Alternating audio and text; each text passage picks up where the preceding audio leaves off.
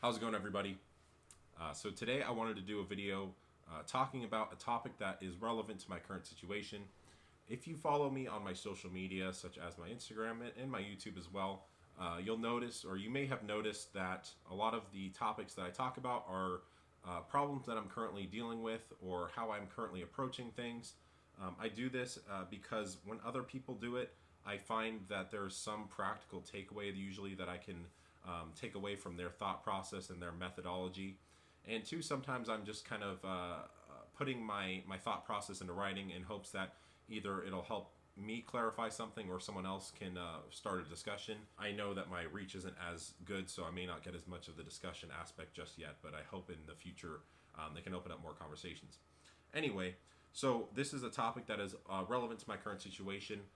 The question that I'm trying to answer by making this video today is, how do we take a break from training? So to give you a little bit of background, I've worked with a lot of different coaches over the years, and I would say a majority of them have this old school mindset.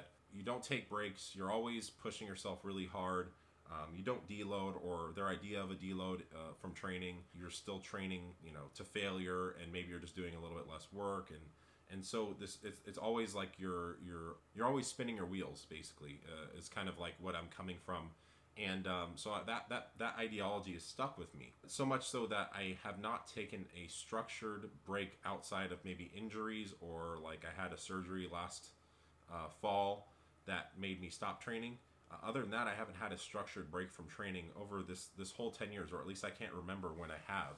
That was something that I was thinking about going into this phase. The other thing that I also take into consideration is that every single maintenance phase for myself, I always still try to put on muscle tissue. And to give you background about why, so I never really have seen those maintenance phases as a time to maintain or resensitize. I use enhancements, if that isn't apparent by my other videos. Testosterone. Oh my God. And normally what I do in these maintenance phases is I'm almost trying to prove to myself that I do not need to rely on enhancements, anabolics, to build muscle, and I can still do it not in a natural state, but in a state that I have much less anabolics, to where maybe I'm closer to a normal physiological level. And I understand that if you've never used sports enhancements before, that this may be a hard concept to grasp, because you're probably thinking, well, you already take enhancements. What does it make a difference if you take less of them and you still are able to grow? For myself, even before I chose to go that route, I've always wanted to be able to. I did diets where I held off, and I made sure I took a certain amount of time before I touched those things, because I wanted to prove to myself that I had the capacity to not lean into those enhancements to make progress. At this point, I've proven to myself that I'm not leaning into enhancements to make progress, and that my morals and intentions are in the correct place when doing that. So now I've come to the situation where I just came out of a 6-month dieting phase. I started. Give you a timeline. I could literally go back for a full 10 years of how many non-breaks I've had, because I've always been either bulking or cutting over the last 10 years. So to give you a timeline of just at least the last 6 months, or even 7, so I came out of this really big mass phase where I hit up to 285 pounds, and I started to experience metabolic syndrome. So I started dieting down, said I'm going to do the show in May. So I started around my birthday. So I just went straight into a diet, no maintenance phase. Started around my birthday. Didn't eat cake on my birthday, didn't eat any bad food, didn't even celebrate my birthday. I'm like, just full steam ahead, I'm gonna do the show. March comes around, this quarantine thing happens, and so then I'm stuck training in my parents' garage, trying to create enough stimulus so I don't lose muscle mass. And then I think April comes around, first show gets canceled, pick another show, that show gets canceled, pick another show, that show gets canceled. And eventually I just get to a point where I'm like, okay, it's time to throw in the towel. And then I'm stuck with, tapering off the pre-contest anabolics and fat loss drugs. And then I'm dealing with, reverse dieting. So even up until this point, I'm still dealing with the repercussions of dieting. Still, my hunger, everything else is pretty much recovered, except for my hunger is still at an unsustainable level for myself. I mean, just to think about it, how much fatigue have I accumulated over that last 6 months? So I got to a point a couple weeks ago where I was training in my parents' garage, like I have been for the last 3 months, and I just was like, and this happened a couple times throughout the prep process, where I was just like, man, fuck this, like I don't enjoy doing this, or I'm not enjoying doing this, and I asked myself that question that I've talked about a lot, is why. I asked myself, why am I doing this? I'm not enjoying it. I'm not having fun. This happened over the course of a couple days where it just got worse and worse to the point where I just went to go work out and I was like, I can't fucking do this today, man. I can't keep pushing myself to do this. I'm not enjoying it. And I actually ended up flying out to Arizona to go train with my buddy who just moved. So I appreciate him for that. And then I came back. And so my goal, now when I get back, I'm thinking, okay, what do I do? I went out to Arizona. I got off my program, just kind of trained intuitively, try to enjoy it as much as possible. And I'm like, okay, well, the gyms aren't open yet in California, so what do I do now?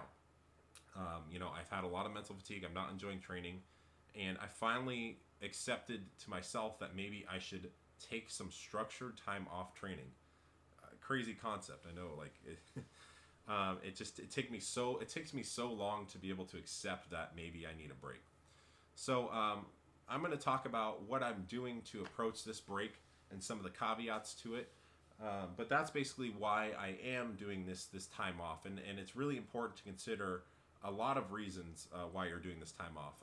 I think most people after a show are trying to gain muscle mass, and maybe you should shift your focus after a show into how fatigued are you. Maybe you should run another 4 weeks of the diet after a show, and then take some time off and have time with your family. Diets in particular can be really stressful, and if you're just simply not enjoying the process, you should take a break. I remember telling one of my coaches prior, I just need to fall back in love with training, because I'd been spinning my wheels for just so long, and I was so fatigued and so burnt out. And I realize now that I didn't need to fall back in love with training. I mean, I did to an extent, but I just needed to have some structured deloads and some structured time off training. It's that whole mentality of take one step back so you can take two forward. I was always just taking steps forward, and then eventually that does lead into you taking steps backwards if you don't notice it or not. One thing to consider is basically I became familiar with this idea of a fatigue threshold from Dr. Mike Isertel. So I understand that you have a certain amount of fatigue you can handle with training, and you also have a certain amount of fatigue you can handle with daily stressors such as your life, your job, work. But these things also compound on each other. So I can be over fatigued from training, which may have been the situation I was in previous. But then I also have the quarantine, and I have not being able to train, and this not being able to work, and all these stressors adding up. And if you have a certain threshold, this fatigue starts to compile. And if your threshold's up here, eventually you're going to reach that threshold, and that's when you digress. That's when you start to get physical side effects of stress, joint pain, and anxiety. And your training starts to suffer. You stop enjoying training. So it is important to consider how much stress you have coming from training, how much stress do you have coming from life. And that's what ultimately led me to understand that maybe I am overly fatigued, and being honest with myself that I don't necessarily maybe need to work harder. Maybe it's time to take a step back so I can push harder in the future. So what are we trying to accomplish with this time off of training? The goal should be to minimize mental fatigue, to resensitize the body, to relax, and to have less structure, just for the sake of maybe programming does cause some anxiety for yourself. How am I going about training in this time off? So I'm not going to take all this time off training. I do understand, and this was made apparent to me more so in Jeff Nippard's video, which I will link, that you can take at least 2 weeks off of training with weights altogether, as long as you're moving and still maintain your muscle tissue. And then another study that he linked in that video was a study by Bickle and colleagues, where they did 1/8 of their training volume and were able to maintain their muscle mass for 36 weeks. So I'm actually doing about a quarter of my training volume right now. That's the approach I'm taking. So about 5 sets, working sets per week. By working, I mean I'm training within 3 reps of failure, usually staying around there. I would say anywhere between with 5 RAR reps in reserve would be a good place to stay. I am choosing not super fatiguing movements, but I'm also fatiguing movements being things that load your spine, such as squats and deadlifts. But I'm also considering doing exercises that I enjoy. So if you enjoy doing squats and deadlifts, and that's what you love about training, then it's important to keep those in. I'm trying to make this time as fun as possible. Not a whole lot of training, not a whole lot of training to failure where I'm not getting burnt out. I'm just trying to enjoy lifting weights and embrace the things that I do enjoy about training. As far as nutrition, you want to keep your protein at a gram per pound, and you don't want to be in a caloric deficit. Those are probably the two most important things when taking some time off training or even doing a maintenance phase. You need to be at least at maintenance calories, and you can be in a surplus, but I would recommend if you're taking time off that you don't want to gain extra fat or gain more fat to muscle. So it would be important to just keep your calories at maintenance during this time. That's what I'm doing. Some other things to consider would be keeping a majority of your food clean food. So this is going to be something you have to weigh out yourself. Consider when you are taking a break, how deep of a hole do I want to dig myself out of? For myself, I don't really want to dig myself out of a hole. So I'm still staying somewhat rigid with my diet. For me, I've also come to this place that I've been dieting for so long that I don't really even feel super comfortable eating a lot of highly processed foods, just based on the health complications that can come from over-consuming food, and those foods tend to be easy to over-consume. And also, I don't like vegetable oils. I don't like how they make me feel. So I would just much rather eat a clean diet. Part of my goal is, especially in a time off of training, is to get healthy, or to get more healthy. And then also my goal as far as training nutrition is to stay healthy. So you're not necessarily going to get unhealthy, but my goal is to always have the most optimized health if I can. So I do kind of follow this 90-10 rule where I may have some sweets, but I always make sure I eat my plan first.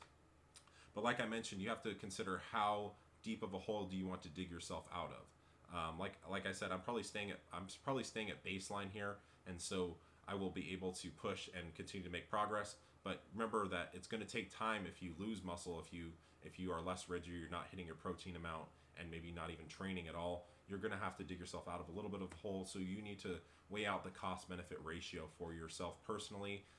Another thing to consider is if for myself, if I become too unrigid with my diet and with my training, I will become more mentally fatigued. So it will become counterproductive to what I'm trying to accomplish with this time off of training. So if you're someone who's okay with getting out of shape, losing some of your gains for a short period of time, and you mentally can handle that, then you need to be aware of that. I know I can't mentally handle that, and it will cause more stress if I get out of shape. So I need to try to maintain a certain level of rigidity with my diet. And maybe it would be important to focus on a certain aspect of dieting and training that may be more stressful to you at times that you tend to follow. Like if you don't like eating 6 times a day, maybe taking your meals down to 3 times a day. Maybe even eating once a day, but making sure you're hitting some of your macro requirements. If you really just don't enjoy training with high volumes, then lowering your training volume. If you really don't enjoy doing certain lifts, but you know that they're pretty productive for your training, maybe doing some of the lifts you enjoy more. Just consider the things that may be hard for you on a daily basis and try to eliminate or alleviate some of the stress that you are experiencing, so you can start fresh when you come back to training and dieting very rigidly. So just some takeaways from this video. Remember to avoid the all or none mindset. Basically, don't think that you have to be not training at all. Don't think that you always have to be training extremely hard. I think your training and your nutrition need to be periodized, and sometimes there need to be structured breaks as well. And that's just a part of the whole system of, you bulk for a while, you mini diet, you bulk, you mini diet, do a restrict contest diet, then maybe you take a break. And these things need to be periodized. Remember that you don't always need to be going super hard to make progress, but you also can't, it can be counterproductive to be doing nothing and not adhering to any diet or any training or any structure in your plan. So be aware of that. Be aware of your current cost-benefit ratio for that. Weigh out the benefit of having no adherence to your plan, and is it beneficial to you, or does it become counterproductive and create more mental fatigue? Like I mentioned, have some structure still. Don't avoid structure in your plan. I know for myself, not having structure to my day caused a lot of stress, so maybe not throwing everything out the window. Remember, we're trying to resensitize the body, so hammering it with a ton of food, a ton of drugs, Testosterone. Oh my God. A ton of training volume will not accomplish that. We need to be able to resensitize. We need to pull back on volumes, pull back on volume of food, pull back on volume of training, lower use of anabolics if you are using them. And then, and most importantly, just reconnect with your why. Why are you training? Why are you doing nutrition? Why do you love what you do? Take this time to really reflect on why you even started in the first place. And I think this will really set you up and myself up for a really productive phase, whether you choose to bulk or cut after this time off. So anyway, I hope this video helps. I hope you can take something away from it. I tried to provide a little bit of what I'm currently doing along with maybe some of my recommendations. So I hope you find that helpful. Anyway, thank you all for watching. I'll talk to you next time. It doesn't make sense.